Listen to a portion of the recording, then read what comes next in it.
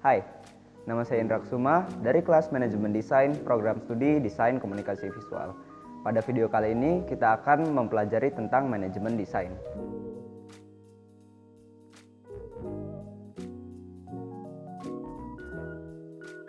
Manajemen desain terdiri dari dua kata, yaitu manajemen dan desain. Manajemen, menurut Frederick Taylor, adalah sebuah percobaan yang dilakukan secara sungguh-sungguh guna menyelesaikan persoalan yang ada di organisasi, di kepemimpinan organisasi. Lalu menurut Ricky Griffin, manajemen adalah sebuah proses perencanaan, proses organisasi, proses kontrol, suatu sumber daya manusia guna menyelesaikan persoalan lebih efektif dan efisien. Lalu definisi desain. Desain menurut Ken Hurt adalah sebuah proses iteratif yang mana banyak meninjau ke belakang serta paralel. Lalu menurut Jamer Simarmata, desain adalah sebuah aplikasi yang mana sebuah rancangan aplikasi yang mana menjadi sesuai kebutuhan. Dari definisi manajemen dan desain sendiri, setelah kita mengetahui definisi manajemen dan definisi desain, lalu apa sih artinya manajemen desain? Manajemen desain adalah sebuah proses atau cara pendekatan agar mendapatkan suatu jawaban yang mana desain tersebut bisa relevan di pasar, yang mana bisa relevan dengan pasarnya.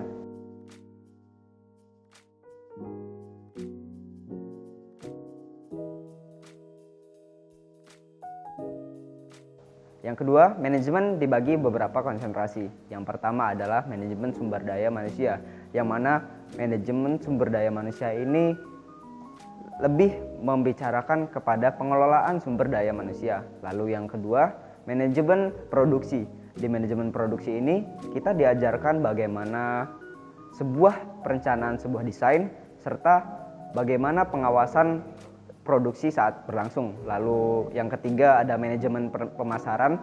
Manajemen pemasaran adalah mengajarkan bagaimana kita menganalisis pasar, strategi pasar, hingga analisis kompetitor.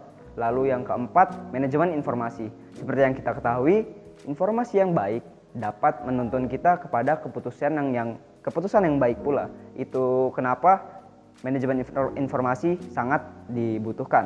Lalu yang kelima, manajemen strategis. Manajemen strategis lebih membicarakan kepada evaluasi dan kegiatan suatu perusahaan.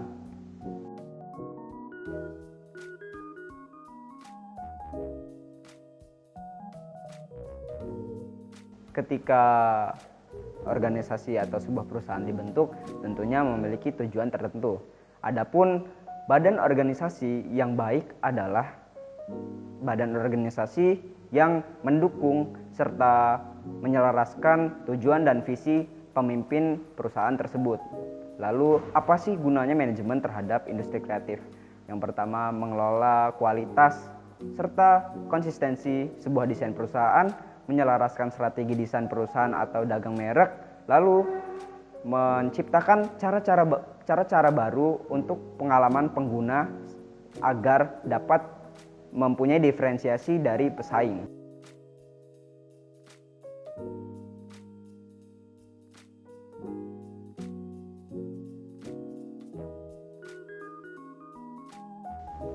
Ada 6M. Yang pertama man, money, method, machine, materials, dan market.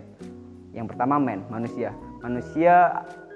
Sumber daya manusia digunakan untuk mengelola materials dan menggunakan mesin agar dapat membentuk suatu produksi atau sebuah karyanya.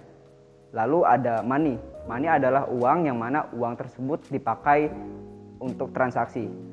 Besar kecilnya perusahaan dapat dilihat dari perputaran uang yang ada dalam perusahaan tersebut. Lalu ada mesin.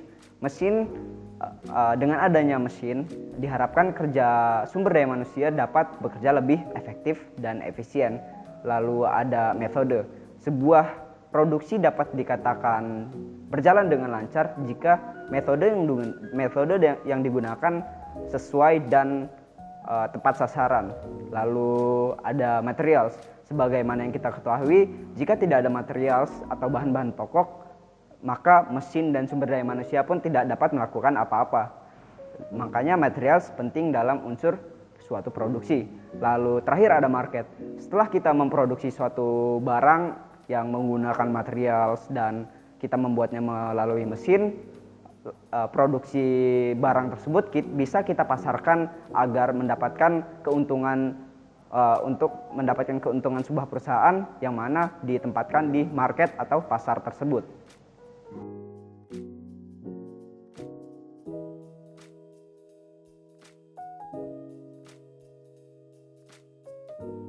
Ciri-ciri perusahaan dengan manajemen yang baik. Yang pertama adalah jam kerja yang jelas. Jika jam kerja tersebut tidak jelas, dapat membuat sumber daya manusia merasakan kejenuhan atau kebosanan, yang mana dua hal tersebut dapat berakibat kepada produktivitas sumber daya manusia yang menurun, sehingga produksi dapat dikatakan tidak maksimal. Lalu produksi yang jelas dan tepat sasaran, dan sumber daya manusia yang berkompeten dan disiplin. Cut, Res, bantuin Res.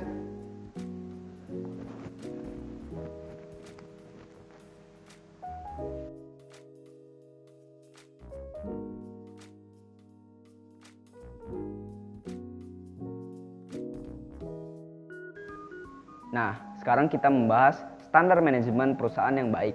Standar manajemen perusahaan yang baik yang pastinya memiliki perencanaan yang matang dan jelas hingga perusahaan tersebut dapat melaju dengan baik dengan sesuai visi pendiri perusahaan tersebut. Lalu manajemen atau manajerial anggota yang mana dapat memanage setiap anggota menjalankan tugas-tugasnya dalam membangun dan meningkatkan kinerja sebuah perusahaan.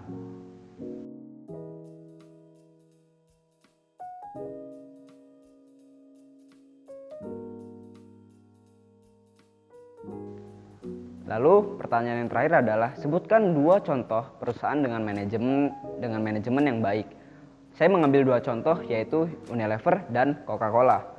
Unilever sendiri, strategi manajemen operasionalnya adalah penyertaan serta merangkul perbedaan yang ada dalam setiap individu di perusahaan, yang mana diharapkan dengan perbedaan tersebut dapat meningkatkan dan berkembang bersama-sama menuju perusahaan yang lebih baik, yang mana perusahaan Unilever tidak memandang ras, suku, kebangsaan, agama, dan kelamin. Lalu Coca-Cola, yang kita ketahui Coca-Cola adalah perusahaan dengan minuman yang cukup besar dan bisa dibilang besar, yang memiliki karyawan lebih dari 100.000 karyawan. Faktor pendukung bagaimana Coca-Cola dapat berkembang menjadi perusahaan besar saat ini adalah dengan ilmu kedisiplinan yang tinggi, yang mana kedisiplinan tersebut sangat menunjang perusahaan untuk bergerak maju. Lalu adapun karyawan yang terdapat di perusahaan Coca-Cola mendapatkan tunjangan yang cukup memadai, yang mana karyawan yang baru tergabung atau yang sudah profesional dapat tertunjang dengan baik. Mungkin cukup sekian penjelasan tentang manajemen desain pada video ini. Kurang lebihnya saya mohon maaf.